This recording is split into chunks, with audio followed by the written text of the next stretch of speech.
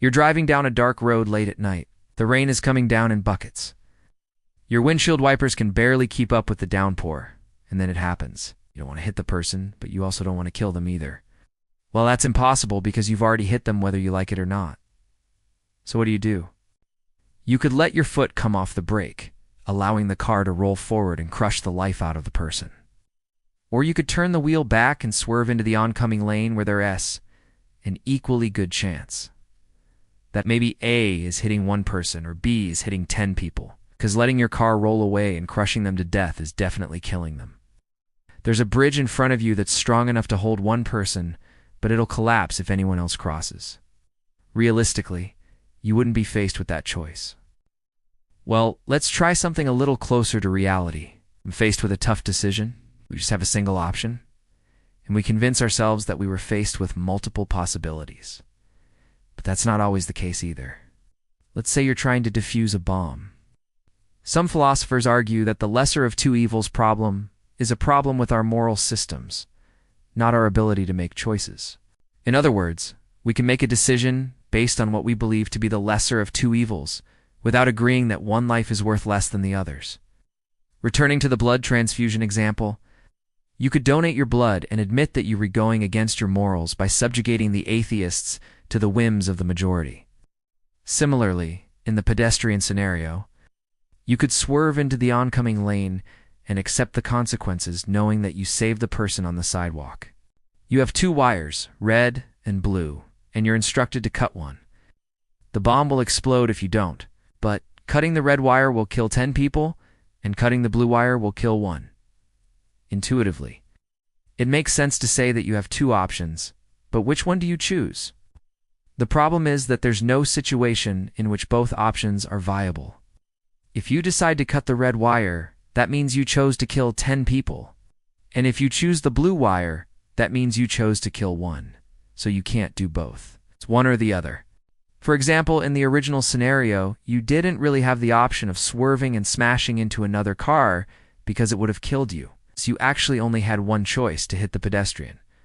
But this doesn't sit right with most of us. Instead, every decision we make is predetermined. But if we can make truly free choices, how do we reconcile those choices with the fact that we can never choose the better of two outcomes? Regardless of what you think, one thing's for sure. We all need to be more careful when we're walking at night. Intuitively, we know that we do have options when it comes to big decisions. We just have to weigh up the pros and cons of each choice before making a decision. Imagine that you're a doctor who's treating for patients. Two of them need blood transfusions urgently, but you only have one unit of blood available. One patient is an atheist who's been leading a really shitty life. They've bullied their family, neglected their health, and spent most of their time spreading hate online. The other three patients are devout churchgoers who volunteer at a local soup kitchen. Who should you give the transfusion to?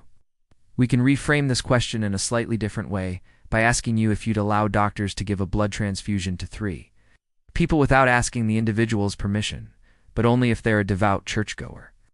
If you say yes, that means that you're actively supporting the subjugation of atheists. But if you say no, that means you're condemning three people to almost certain death. Again, you can't win. On the other side is a group of 5 people, but you're being chased by a pack of 5 hungry wolves. And that presents a serious problem for our understanding of free will.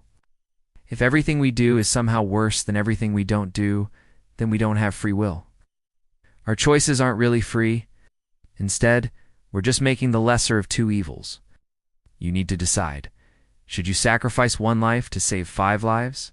From this perspective, it looks like option A is clearly the best choice, because you'd be saving more lives than you re-sacrificing. But again, you can't win. Because by choosing to save the 5 people, you're actually saying that the one person's life is worth less than anybody else's.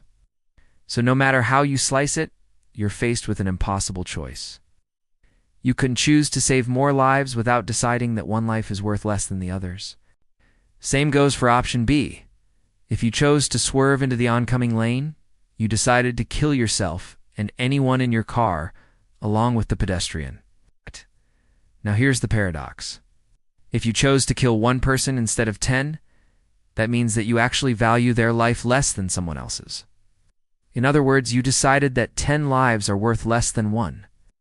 And that's pretty fucked up. Now, if you were faced with such a scenario, which would you choose? Hopefully you said neither because you're a good person who doesn't want to run anyone over. But let's pretend that this is a case of hit one person or hit 10 people.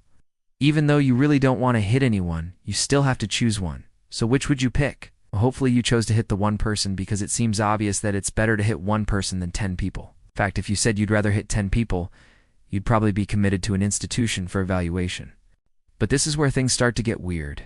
If you will get into a head-on collision that will most likely kill both you and any passengers in your car, in this situation, what would you do? Would you crash into another car or roll over the pedestrian? Which one do you think you'd be less likely to go to jail for? A pedestrian steps out from behind a tree with a faint glow coming from their phone, completely oblivious to the fact that there's a car hurtling towards them in the darkness. You slam on the brakes, but it's too late. You hit the person, and now they're lying on your hood, bleeding profusely. What do? Let's say you slam on the brakes and swerve into the other lane. The point of this scenario is to have you squirm in your seat and contemplate your own mortality. It's to introduce you to a paradox that has been puzzling philosophers for decades. In simple terms, free will is the idea that we have the ability to make our own choices without any outside influence. Like if I told you to imagine a purple elephant, you wouldn't immediately burst into flames. It's because you had the freedom to choose how to react to my suggestion. But when applied to more complex situations like the drunk driving example, things start to look a lot less clear-cut. This is the lesser of two evils problem, also known as the lesser evil paradox or the repugnant conclusion. And it highlights some major issues with how we understand free will. First, let's sort out exactly what we mean by free will. When faced with a particularly tough choice, we tend to frame it in our minds as a decision between two distinct options, like choosing between A and B if you decided to hit the one person. That means that you actually chose to kill that person. Here's another way to look at it. Let's say you came across this choice while hiking. Now you might be thinking, that's a ridiculous example. In all these examples, you choose to do the thing that intuitively seems best without doing something that's morally reprehensible. Some people try to solve this paradox by saying, we do actually have a choice in the first place. Others try to say that there's an option to just stay on the road and let the car continue rolling. So does this mean that we don't have free will? Not necessarily. It's still a difficult issue to grapple with. If we can't make truly free choices, that could mean that we don't have control over our actions at all. Thanks for watching.